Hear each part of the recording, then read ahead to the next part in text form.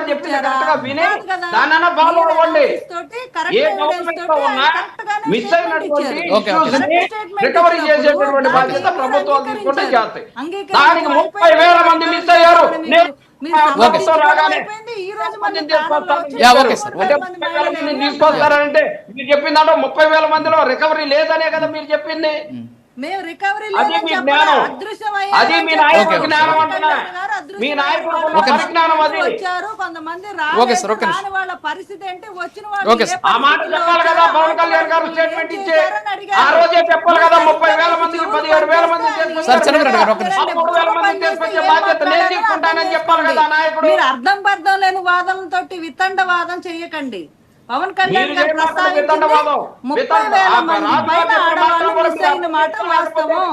వాళ్ళలో ఎంతమంది రికవర్ అయ్యారు? రికవర్ అయ్యి వచ్చిన వాళ్ళ పరిస్థితి ఏంటి అని ఆ రోజు గవర్నమెంట్ క్వశ్చన్ చేయడం జరిగింది. నిరంతరం చెప్పమంటే మాత్రం మాట్లాడేటప్పుడు మాట్లాడకండి, వాయిస్ రావట్లేదు, తర్వాత మాట్లాడండి, మీకు టైం ఇస్తారు కదా. ఒక్క నిమిషం చిన్నపరెడ్డి గారు, ఒక్క నిమిషం మధ్యలో వచ్చి డిస్టర్బ్ మళ్ళీ ఇస్తాను. మీరు మాట్లాడండి. టైం అవుతుంది. 30,000 మంది మిస్ అయిన మాట వాస్తవమే. అది లెక్కలతో సహా కేంద్ర మనకు పార్లమెంట్ లోనే నిరూపితమైంది. దాన్ని మీరు అంగీకరించారు. ఆయన అడిగింది ఏంటి? 30,000 మంది మిస్ అయ్యారు, వాళ్ళల్లో ఎంత మంది తిరిగి వచ్చారు, వచ్చిన వాళ్ళ పరిస్థితులు ఎలా ఉన్నాయి, వాళ్ళకి ఎలాంటి ఆదరణ ప్రభుత్వం నుంచి లభిస్తుంది, రాని వాళ్ళ పరిస్థితి ఏంది, ఎప్పుడు రికవర్ చేస్తారు? యాజ్ ఏ ఆయన అపోజిషన్ పార్టీ లీడర్ గా గవర్నమెంట్ ను క్వశ్చన్ చేసే రైట్ ఉంది. అందులో ఏమైనా రాంగ్ ఇండికేషన్స్ ఉంటేనో, రాంగ్ స్టేట్మెంట్స్ ఉంటేనో మీరు ఖండించాలా? దాన్ని మీరు ఒప్పుకున్నారు కదా. 30,000 మంది ఎక్కడయ్యారని చెప్పి ఫస్ట్ ట్రోల్ చేశారు.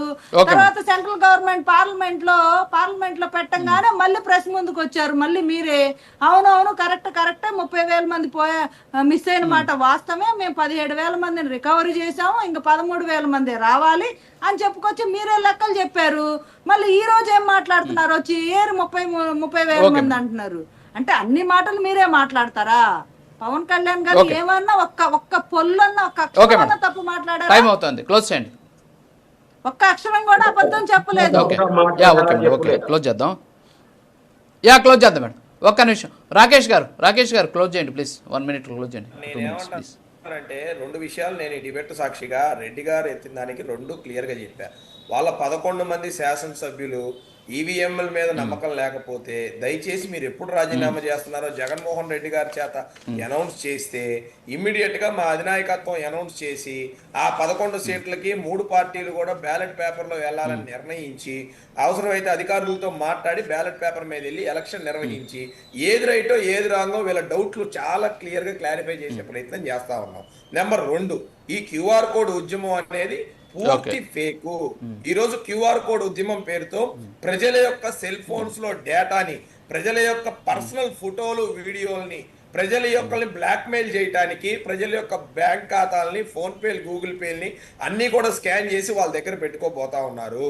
దయచేసి ఈ క్యూఆర్ కోడ్ ఉద్యమాన్ని ఎవరూ నమ్మద్దు. దీన్ని చాలా పకడ్బందీగా వైసీపీ పార్టీ అమలు పరుస్తా ఉంది. ఏదైతే జగన్మోహన్ రెడ్డి ప్రజల మీద కక్ష ఎలా తీర్చుకోవాలో, గతంలో అమరావతి మీద కక్ష ఎలా తీర్చుకున్నాడో, గవర్నమెంట్ ఉద్యోగస్తుల మీద కక్ష ఎలా తీర్చుకున్నాడో, వ్యాపారస్తుల మీద కక్ష ఎలా తీర్చుకున్నాడో, ఈ రోజు తనకు ఓటేయని ప్రజల మీద కక్ష కట్టాడు.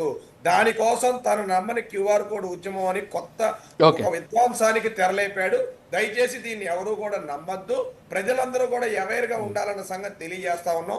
సంవత్సర సుపరిపాలనలో ఏం చేశామనేది ముఖ్యమంత్రి గారు, పవన్ కళ్యాణ్ గారు, పురంధేశ్వర్ గారు ఒక పెద్ద స్క్రీన్ వేసి అన్ని కూడా ఎక్స్ప్లెయిన్ చేయడం జరిగింది. రాబోయే 4 ఏళ్లలో స్టెప్పుల వారీగా ఏం తీసుకుంటాం అనేది కూడా తెలియజేస్తా ఉన్నాం. వాళ్ళ పథకాలను వాళ్ళు సక్రమంగా అమలు పరుచుకోలేక ఇవాళ మా మీద బురజల్లే ప్రయత్నం చేస్తా ఉన్నారు. ఇది ప్రజలెవరూ కూడా విశ్వసించడానికి, నమ్మటానికి రెడీగా లేరు. మేము కూడా రాబోయే రోజుల్లో ఇంటింటికి కూటమి అనే ఒక పథకంతో బయటికి వెళ్తా ఉన్నాం. ఖచ్చితంగా ఈ సంవత్సర కాలంలో ఏం చేసాం, ఎలా చేసామని ప్రతిదీ కూడా ప్రజలకి పేపర్ ద్వారా అండి, క్యూఆర్ కోడ్ ద్వారా కాదు, ప్రజల యొక్క వ్యక్తిగత విషయాల్ని కూనీ చేసి లాక్కునే క్యూఆర్ కోడ్ ద్వారా కాదు, పేపర్ ద్వారా ఇంటింటికి వెళ్ళి తెలియజేస్తామని తెలియజేస్తాం.